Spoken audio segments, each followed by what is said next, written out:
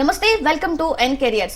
Intermediate లో MPC మరియు BiPC తీసుకొని ఐఐటి, జేఈఈ మరియు నీట్ వంటి జాతీయ పరీక్షలకు ప్రిపేర్ అయ్యే విద్యార్థులకు సలహాలు, సూచనలు ఇవ్వడానికి Resonance Hyderabad centre director Purnachandra Rao గారు ఈరోజు మనకు అందుబాటులో ఉన్నారు. సో ఆయనతో మాట్లాడదాం.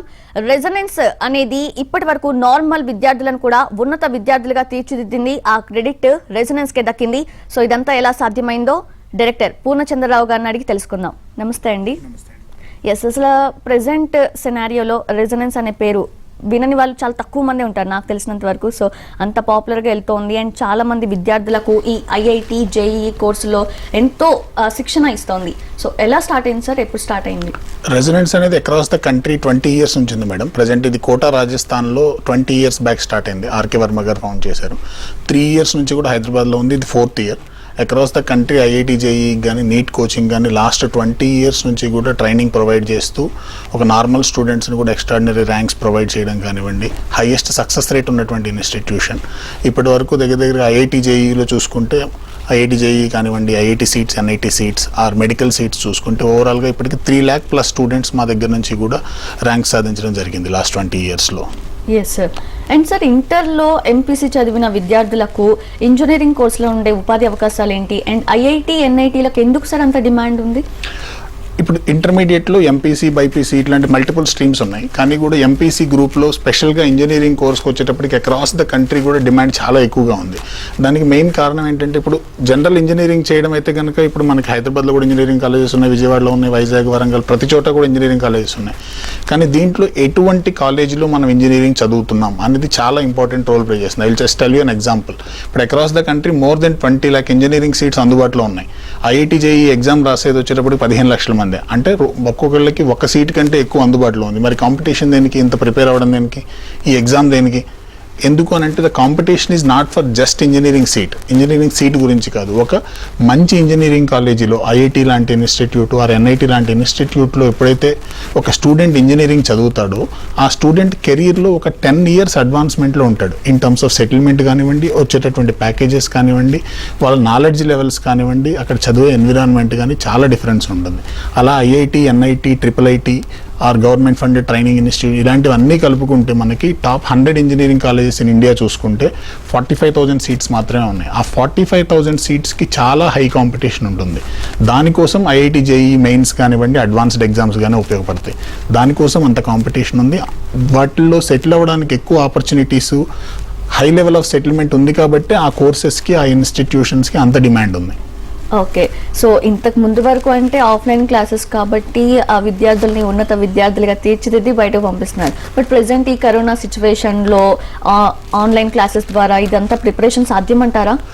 ఇప్పుడు ఆన్లైన్ క్లాసెస్కి, ఆఫ్లైన్ క్లాసెస్కి మేజర్ డిఫరెన్స్ ఎక్కడ వస్తుందంటే మేడం, ఇప్పుడు ఒక ప్రణాళిక లేకుండా జస్ట్ ఏదో ఆన్లైన్ క్లాస్ విన్నాము, ఆ ఆన్లైన్ క్లాస్ని బేస్ చేసేసుకొని నాకు ర్యాంక్ వచ్చేస్తుంది, లేకపోతే నాకు చదువు అర్థమైపోయింది అని అనుకుంటే మాత్రం అది జరగదు.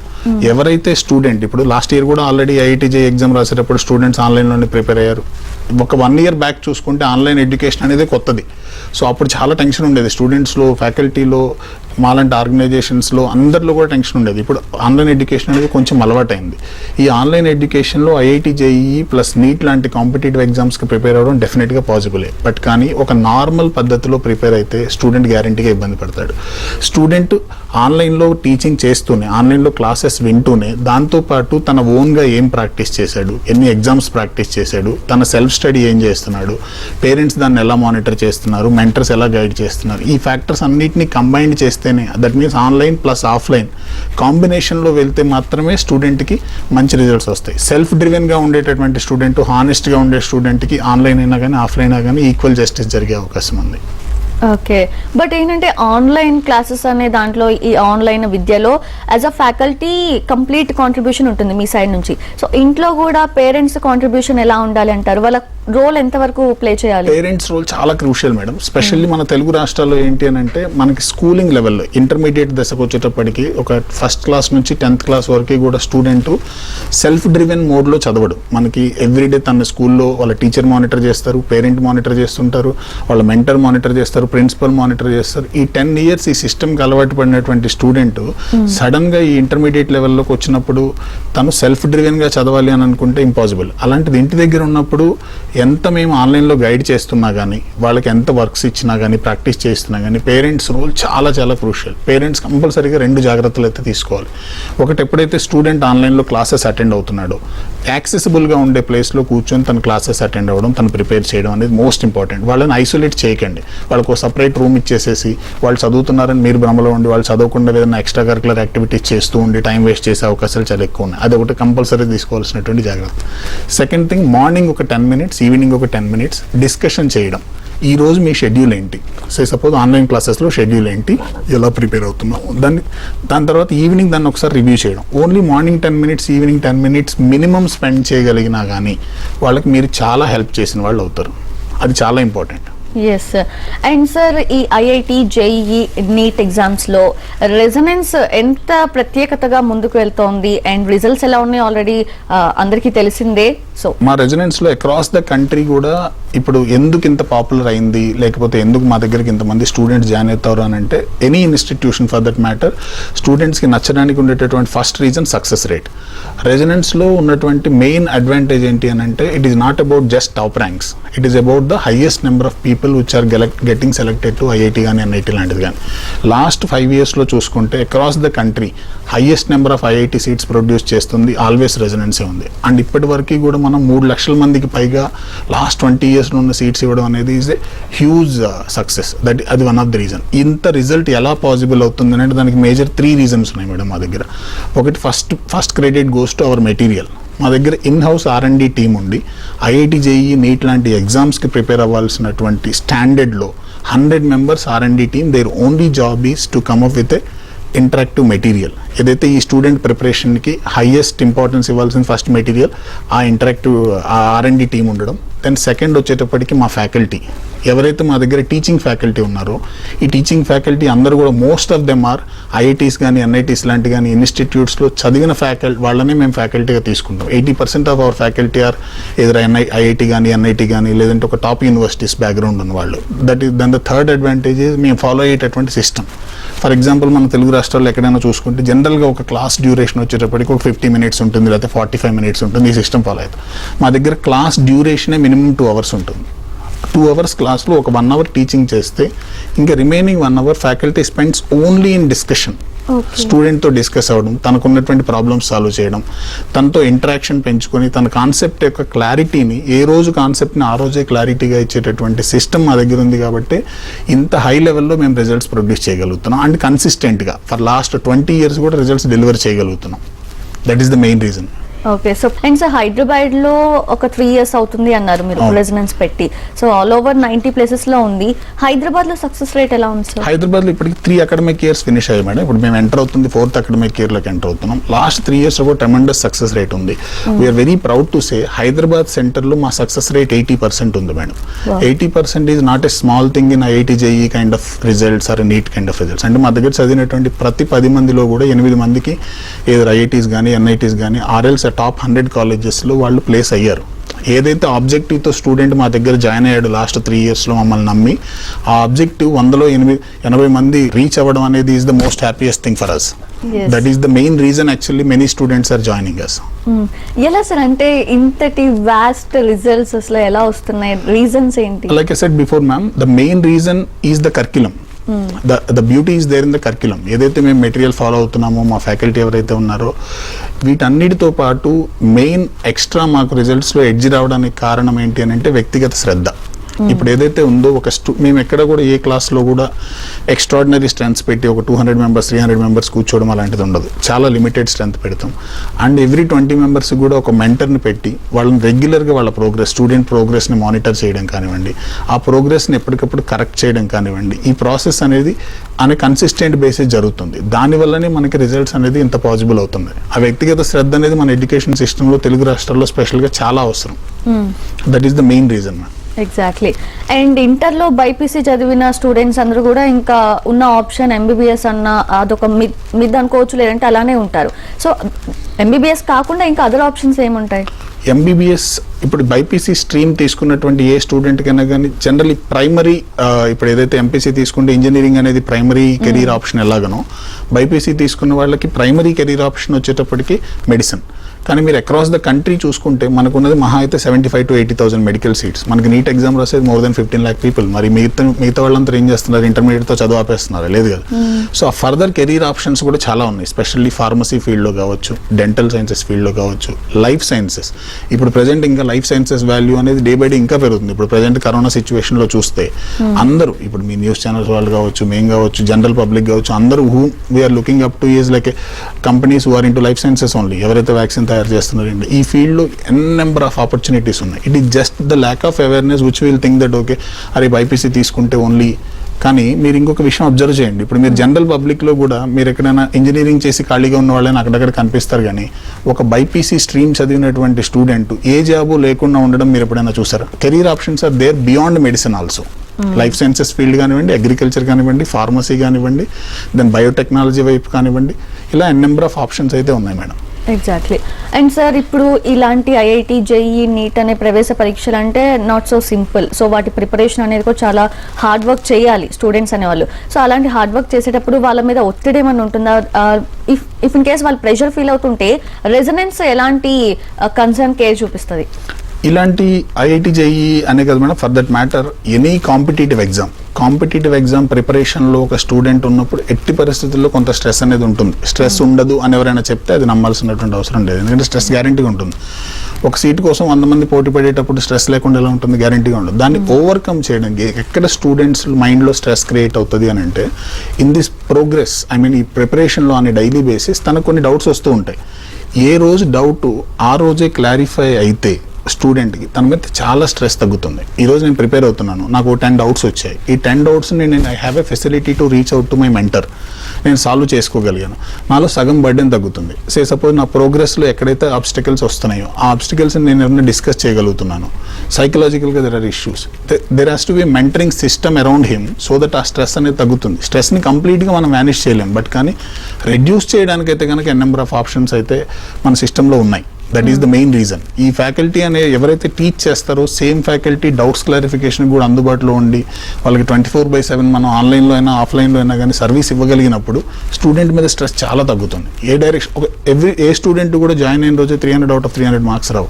ఇప్పుడు 100 నుంచి 110కి వెళ్ళొచ్చు, 110 నుంచి 120కి వెళ్ళొచ్చు. ఈ ప్రోగ్రెస్ కనుక స్టూడెంట్ చూడగలిగితే తన మీద స్ట్రెస్ ఉండదు. అండ్ సార్, చాలా మంది మన తెలుగు రాష్ట్రాల్లో విద్యార్థులందరూ కూడా ఈ కోర్సెస్ చేయాలి అంటే ఐఐటి, జేఈ, నీట్ హైదరాబాద్కే వస్తుంటారు. వాళ్ళ ఫస్ట్ ఆప్షన్ హైదరాబాదే ఉంటుంది. సో హైదరాబాద్లో ఉన్న ప్రత్యేకత ఏంటి అంటే ఏం చెప్తారు? హైదరాబాద్లో ఉన్న ప్రత్యేకత ఏంటంటే మేడం, ఇప్పుడు తెలుగు రాష్ట్రాల్లో చూసుకుంటే మనం ఒక వైజాగ్ కానీ, విజయవాడ కావచ్చు, వరంగల్, కరీంనగర్, ఇక్కడ కూడా చాలా చోట్ల కోచింగ్ ప్రొవైడ్ చేస్తారు. బట్ కానీ ఏంటంటే you are preparing for a national level competitive exam. So నీ ఈ ప్రిపరేషన్లో నీ చుట్టూ ఉండేటువంటి స్టూడెంట్స్ కూడా similar kind of mind set ఉండడం అనేది చాలా చాలా ఇంపార్టెంట్. హైదరాబాద్లో అడ్వాంటేజ్ ఏంటంటే Hyderabad attract students from all districts of Telugu states. అదే కాకుండా కర్ణాటక నుంచి, మహారాష్ట్ర నుంచి, తమిళనాడు నుంచి కూడా చాలా మంది స్టూడెంట్స్ ఐఐటి, జేఈ, నీట్ ప్రిపరేషన్కి మా ఇన్స్టిట్యూట్ కావచ్చు, వేరే institute, Hyderabad as a city వస్తూ ఉంటారు. ఇక్కడ ఒక స్టూడెంట్ చదివినప్పుడు ఏమవుతుంది అని అంటే తను ప్రాక్టికల్గా ఎక్కువ మంది సిమిలర్ మైండ్ సెట్ ఉన్నటువంటి, ఎక్కువ మంది సిమిలర్ కాంపిటేటివ్, ఎవరైతే ఫైనల్ ఎగ్జామ్లో తనతో కంపీట్ అవబోతున్నాడో తనతో తనే డైలీ బేసిస్ కంపీట్ అవుతూ ఉంటాడు. సో తన ప్రోగ్రెస్ అనేది రియల్ టైం మానిటరింగ్ జరుగుతుంది. అందుకే హైదరాబాద్కి అంత అట్రాక్షన్ ఉంది with respect to IIT, JEE and NEET కోచింగ్లో. ఎస్. అండ్ సార్, 20 yearsగా ఐఐటి, జేఈ, నీట్కి కోటా అనేది చాలా పాపులర్ అంటారు, రాజస్థాన్లో ఉన్న కోటా. అయితే మీరు రెసిడెన్స్ వాళ్ళు ఏంటంటే ఒక 3 years నుంచి ఆ కోటా పద్ధతిలోనే మేము అందిస్తాము కోచింగ్ అంటున్నారు. సో ఏంటి డిఫరెన్స్ హైదరాబాద్లో కోచింగ్కి అలాగే కోటాలో కోచింగ్కి? కోటా రాజస్థాన్ అనేది ఈవెన్ రెసిడెన్స్ కూడా స్టార్ట్ అయింది. కోటా రాజస్థాన్ అనేది స్టార్ట్ అయింది. లాస్ట్ 20 years నుంచి కూడా అక్కడ నుంచి రిజల్ట్స్ ఇస్తున్నాం. లాస్ట్ 3 years నుంచి ఇక్కడ నుంచి కూడా రిజల్ట్స్ ఇస్తున్నాం. మేము కోటా ప్యాటర్న్ ఆఫ్ టీచింగ్ ఇక్కడ చేస్తూ కోటా పద్ధతిలో ఇక్కడ హైదరాబాద్లో టీచింగ్ చేయడము అనేది ఏంటి అంటే కోటా అనేది ఆ ప్లేస్ కంటే కూడా ఆ ఫార్ములాకి చాలా ఇంపార్టెన్స్ ఉంది. అంటే ఆ కోటా పద్ధతిలో టీచింగ్ చేసినప్పుడు, కోటా పద్ధతిలో ప్రిపేర్ అయినప్పుడు సక్సెస్ రేట్ అనేది అక్రాస్ ద కంట్రీ ఎక్కువ ఉంది. అది లాస్ట్ 20 years నుంచి కూడా ప్రూవ్ అయింది. సేమ్ ప్యాటర్న్లో ఏదైతే కోటాలో మేము మెటీరియల్ ఫాలో అవుతామో, కోటాలో ఎవరైతే ఫ్యాకల్టీ టీచ్ చేస్తారో సేమ్ మెటీరియల్, సేమ్ ఫ్యాకల్టీని హైదరాబాద్లో తీసుకొచ్చి సేమ్ ప్యాటర్న్లో మేము టీచ్ చేయగలుగుతున్నాం. కాబట్టి లాస్ట్ 3 years నుంచి రిజల్ట్ వచ్చాయి. కోటాకి ఇక్కడికి సేమ్ అంటే ఎగ్జాక్ట్లీ సేమ్, కాకపోతే ఇక్కడ ఒక ఎడిషన్ ఉంది. కోటా అనేది ఏంటంటే ఎక్కువగా నార్త్ స్టూడెంట్స్ వచ్చేటటువంటి ప్లేస్. నార్త్ స్టూడెంట్స్ ఏంటి అని అంటే సెల్ఫ్ డ్రివెన్ స్టూడెంట్స్ ఎక్కువగా ఉంటారు. ఇప్పుడు కోటాలోకి వెళ్తే ఇప్పుడు ఒక స్టూడెంట్ క్లాస్ చెప్పేసేసామంటే ఆ క్లాస్ తర్వాత తను సెల్ఫ్ స్టడీ చేసుకుంటూ ఉంటాడు. కానీ మన దగ్గర అలా సెల్ఫ్ స్టడీకే వదిలేస్తే స్టూడెంట్లో రిజల్ట్ డీవియేషన్ వచ్చే అవకాశం చాలా ఎక్కువ ఉంది. సో మేము కోటా సిస్టమ్కి అడిషనల్గా హైదరాబాద్లో యాడ్ చేసినది పర్సనల్ కేర్. ఈ వ్యక్తిగతంగా వాళ్ళ ప్రోగ్రెస్ని మానిటర్ చేయడం కానివ్వండి, వాళ్ళకి ఎప్పుడు వచ్చిన డౌట్స్ అప్పుడు క్లారిఫై చేయడం కానివ్వండి, రెగ్యులర్ స్టడీ అవర్స్ కండక్ట్ చేయడం, రెగ్యులర్ ఎగ్జామ్స్ కండక్ట్ చేయడం. ఒక మెయిన్ ఎగ్జామ్ రాయడానికి వెళ్ళే లోపల మెయిన్ ఎగ్జామ్ ప్యాటర్న్లో ఆల్మోస్ట్ 80+ ఎగ్జామ్స్ మేము పెడతాం స్టూడెంట్కి. Similar pattern, similar question, similar ఎన్విరాన్మెంట్లో ఒక 80 ఎగ్జామ్స్ రాసినప్పుడు స్టూడెంట్కి ఎక్స్ట్రీమ్లీ ప్రాక్టీస్ అవుతుంది. దానివల్ల ఏమవుతుంది అంటే రియల్ టైమ్ ఎన్విరాన్మెంట్కి వెళ్ళినప్పుడు he will not feel nervous. And corrections అనేవి కూడా డైలీ బేసిస్ జరుగుతూ ఉంటాయి. 80 వీక్స్ కరెక్షన్స్ జరిగినప్పుడు స్టూడెంట్లో చాలా మెచ్యూరిటీ వచ్చేస్తుంది ఎగ్జామ్ ప్రిపరేషన్ స్ట్రాటజీలో. ఓకే.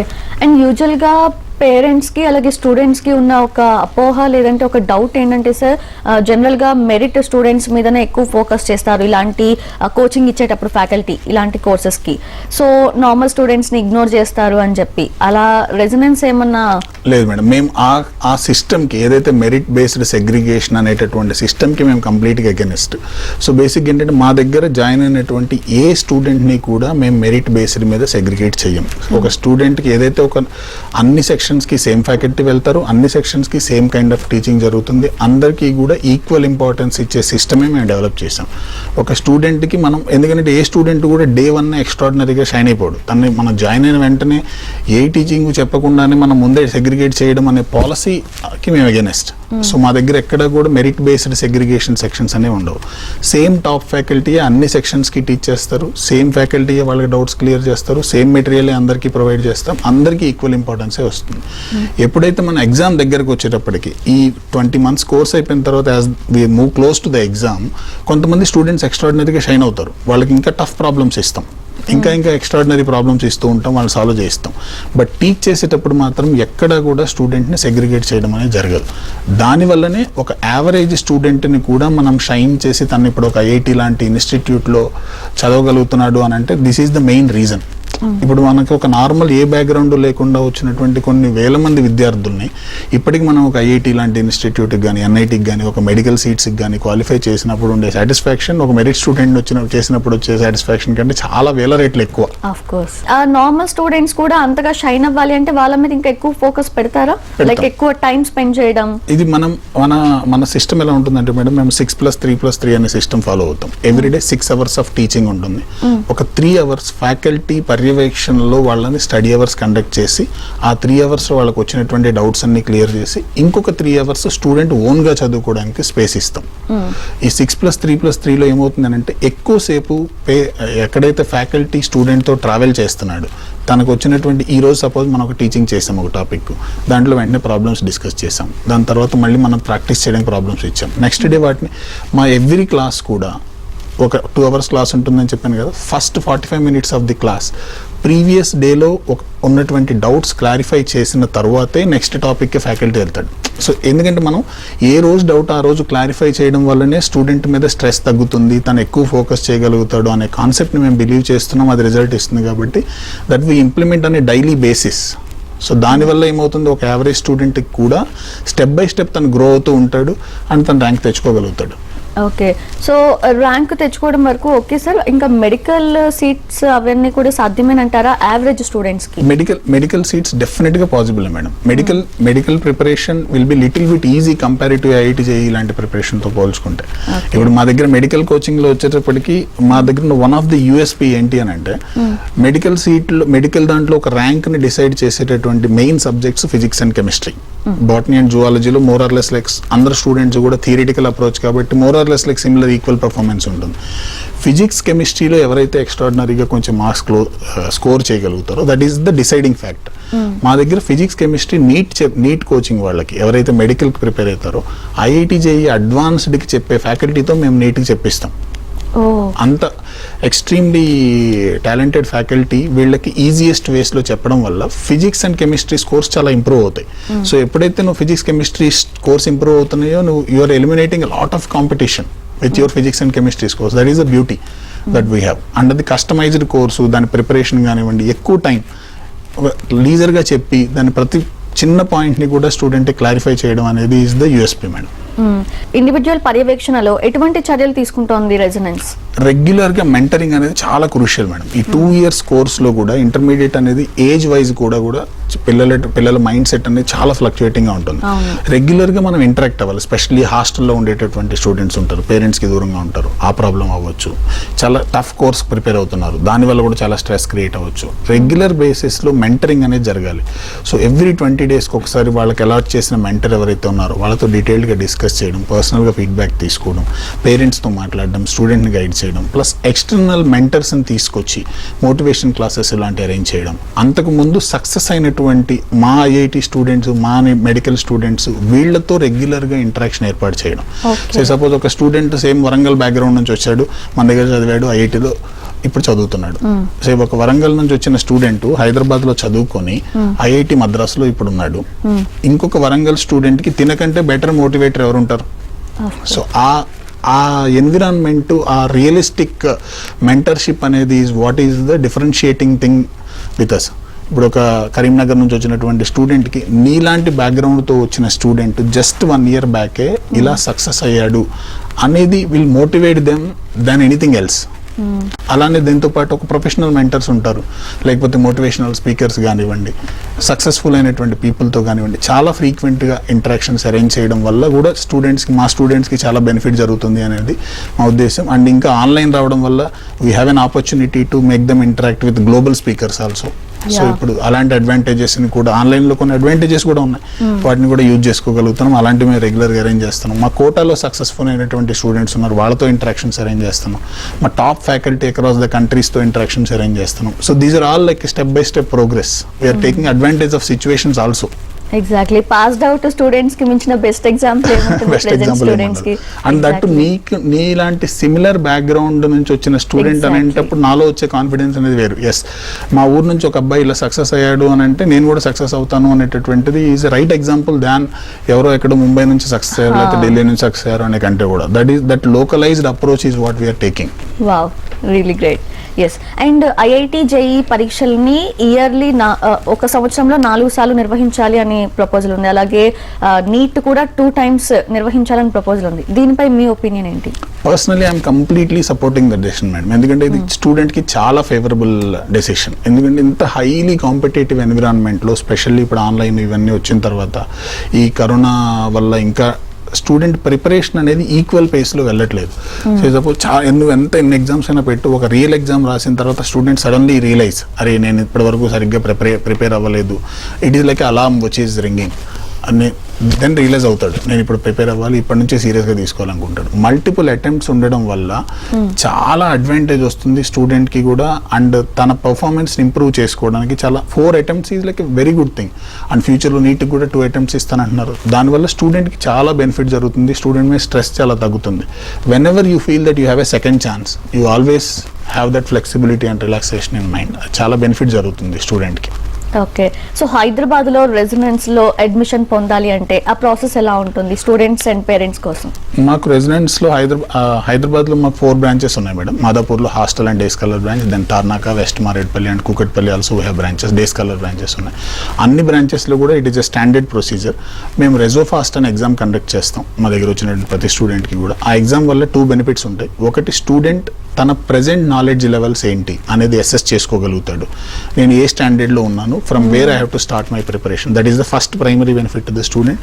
అండ్ ఆల్సో దాంట్లో ఎక్స్ట్రీమ్లీ స్కోర్ చేసినటువంటి స్టూడెంట్కి మేము మెరిట్ స్కాలర్షిప్ కూడా ప్రొవైడ్ చేస్తాం. దానివల్ల తనకు ఫైనాన్షియల్గా కూడా బెనిఫిట్ జరుగుతుంది. These are the 2 advantages. The exam is the only step that is required to take the admission. క్లాస్లో మీరు కోచింగ్ ఇచ్చిన తర్వాత అదంతా కూడా ఆ ప్రాసెస్ అంతట్లో కూడా స్టూడెంట్స్ మధ్యలో ఒకరు టాప్లో ఉంటారు, ఒకరు కొంచెం యావరేజ్లో ఉంటారు, ఒకరు డల్ ఉంటారు. సో ఇలాంటప్పుడు ఏమైనా కాంపిటీషన్స్లో వాళ్ళకి ఏమైనా నెగిటివ్ ఫీలింగ్స్ రావడం కానివ్వండి, డిప్రెషన్లోకి వెళ్తే ఏమైనా కౌన్సిలింగ్ అలా ఏమన్నా? సో మనం స్టూడెంట్కి సెల్ఫ్ అసెస్ చేసుకునేటటువంటి ఫెసిలిటీ ప్రొవైడ్ చేయడం దీంట్లో చాలా క్రూషియల్ మేడం. ఇప్పుడు మనం ఒక స్టూడెంట్ని ఒళ్ళి జడ్జి చేసి నువ్వు ఈ స్టేజ్లో ఉన్నావు, ఈ లెవెల్లో ఉన్నావు అని చెప్పే కంటే కూడా స్టూడెంట్ తనంతట తను ఏ లెవెల్లో ఉన్నాడో తెలుసుకునేటటువంటి సిస్టమ్ మనం ప్రొవైడ్ చేయగలిగితే చాలా వరకు ఈ ప్రాబ్లం అడ్రస్ అవుతుంది. ఇప్పుడు మా మెటీరియల్లో కానీ మేము ఇచ్చేటటువంటి ప్రాక్టీస్ ప్రాబ్లమ్స్లో కానీ డిఫికల్ట్ డిఫికల్టీ లెవెల్ని మేము డిఫైన్ చేస్తాం. Say for example easy, moderate, difficult. For example you are in a position to solve only easy problems, then you are at certain level. You are only in a position to solve moderate problems, ఎంత percentage of difficult problems solve చేయగలుగుతున్నావు. So it is honest and clear in front of you నువ్వు ఏ స్టేజ్లో ఉన్నావు అనేటటువంటిది. దీని తర్వాత student ఎక్కడైతే స్టక్ అవుతాడో తనకి పర్సనల్గా కౌన్సిల్ చేయడం కానివ్వండి, తను ఎక్కడైతే ఆ ప్రాబ్లమ్ స్టూడెంట్ ప్రోగ్రెస్ రిపోర్ట్ను మనం చూసినప్పుడు ఎక్కడ పర్ఫార్మెన్స్లో వీక్నెస్ ఉంది దాన్ని ఐడెంటిఫై చేసి దాన్ని ఇమీడియట్గా సాల్వ్ చేసేటటువంటి మెకానిజం మా దగ్గర ఉంది. ఓకే. అండ్ ఇందాక మీరు చెప్పారు రూరల్ నుంచి వచ్చిన వాళ్ళైతే 80% వరకు వాళ్ళు ర్యాంక్స్ సాధిస్తున్నారని చెప్పి. సో వాళ్ళకి అంత ఈజీ అవ్వడానికి లాంగ్వేజ్ ప్రాబ్లం కూడా ఉంటుంది, సో అర్థం చేసుకోవడం కూడా కొంచెం తక్కువగా ఉంటుంది. ఏమైనా స్పెషల్ కేర్ తీసుకుంటున్నారా వాళ్ళ మీద? ఇప్పుడు most of the student English medium background నుంచి వస్తున్నారు మేడం. దిస్ ఇస్ ఆల్, ఈ కోర్స్ కూడా ఇంగ్లీష్ మీడియం బ్యాక్గ్రౌండ్ నుంచి జరుగుతుంది. అండ్ టాపిక్స్ ఏవైతే ఉన్నాయో మన స్కూల్ లెవెల్లో నేర్చుకున్నటువంటి టాపిక్స్కి ఎక్స్టెన్షనే intermediate. So your learning capacity and నువ్వు సిన్సియర్గా ఉన్నావు, నువ్వు చేస్తూ ఉన్నావు. సో ఈ రూరల్ బ్యాక్గ్రౌండ్ నుంచి వచ్చారా లేకపోతే అర్బన్ బ్యాక్గ్రౌండ్ నుంచి వచ్చారా అనేది ఒక పాయింట్ తర్వాత after 2-3 months that fades out. Everybody is equal, everybody is in the same common platform. ఎందుకంటే నువ్వు కంపీట్ అవుతున్నది ఒక హైదరాబాద్లో ఉన్న స్టూడెంట్ విజయవాడ వాళ్ళతోనో వరంగల్తోనో కరీంనగర్తో కాదు, అక్రాస్ ద కంట్రీ అందరూ ఒకే ఎగ్జామ్ రాస్తున్నారు. నీ competition is from Haryana also, competition is from Karnataka also, competition is from Delhi also. So అలాంటప్పుడు ఏంటంటే ఆ ఫియర్ని ఏదైతే ఫస్ట్ 2-3 monthsలోనే న్యూట్రలైజ్ చేసేస్తాం మనం. So then you are not competing with local people, you are competing with country. మేము ఈవెన్ మా అక్రాస్ ద రెసిడెన్స్ సెంటర్స్ అన్నిటిలో కూడా ఎవ్రీ 3 weeks ఒకసారి స్టూడెంట్స్ అందరూ కూడా నేషనల్ లెవెల్లో ఏ ర్యాంకులో ఉన్నావు, నేషనల్ లెవెల్లో ఏ లెవెల్లో ఉన్నావు అనేటటువంటిది కూడా మేము కంప్లీట్గా స్టూడెంట్కి అప్డేట్ చేస్తూ ఉంటాం. ఏ మార్క్స్ వస్తున్నాయి, ఏ ర్యాంక్ వచ్చే ఛాన్స్ ఉంది, ఇంకా ఎంత ఇంప్రూవ్ అవ్వాలి అనేది కన్సిస్టెంట్గా. దిస్ ఈజ్ ఏదో ఒకరోజు చెప్పి వదిలేసేది కాదు. ఎవరి స్టూడెంట్కి కూడా కస్టమైజ్డ్ థింగ్. ఆ స్టూడెంట్ డిస్కస్ చేసేటప్పుడు you are at this level, your next target should be this. It's a phased మేనర్లోనే గ్రో అవ్వాలి. ప్రతిరోజు మనం ఓన్లీ టాప్ టార్గెట్ అనే కాదు, మనం ఏంటంటే స్టెప్ బై స్టెప్ ప్రోగ్రెస్ అవ్వాలి. ఒకే రోజు ఓవర్ నైట్ స్టార్స్ అయిపోరు కదా. Exactly right. Thank you so much అండి. ఈరోజు స్టూడియోకి వచ్చి ఐఐటి, జేఈ, నీట్కి సంబంధించి ఈ కోర్సెస్కి సంబంధించి చాలా అవేర్నెస్ కల్పించారు. నాకు తెలిసినంత వరకు పేరెంట్స్కి, స్టూడెంట్స్కి చాలా డౌట్స్ ఉంటాయి ఈ కోర్సెస్కి సంబంధించి. ఇప్పుడు ఈ డిస్కషన్ వల్ల చాలా క్లారిఫికేషన్ వచ్చింది అనుకుంటున్నాను. Thank you sir. Thank you so much. ఇది ఇవాల్టి ఎన్ కెరియర్స్. Keep watching. నమస్తే.